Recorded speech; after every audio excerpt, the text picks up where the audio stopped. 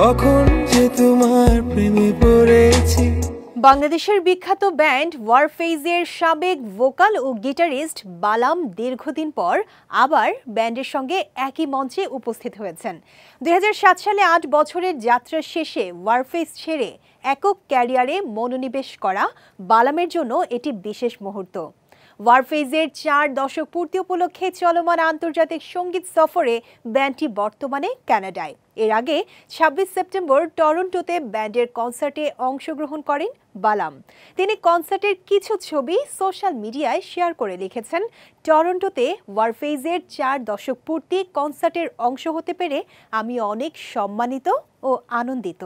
দীর্ঘদিন পর ওয়ারফেজের সঙ্গে পারফর্ম করার অনুভূতি বর্ণনা করে বালাম বলেন, এর আগে কানাডায় একক পারফর্ম করার সুযোগ হয়েছে, কিন্তু এই ইভেন্টটি আমার কাছে খুব বিশেষ, কারণ এখানে ওয়ারফেজের সঙ্গে পার্টিসিপেশন হচ্ছে। এত বছর পর আবার একই মঞ্চে পারফর্ম করা দারুণ অনুভূতি।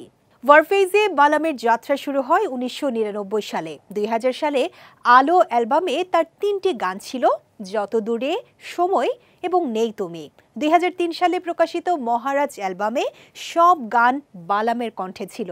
মহারাজ, হারিয়ে তোমাকে, সাইক্লোন, বসন্ত গানগুলো তাকে ব্যান্ডের আলাদা পরিচিতি এনে দেয়।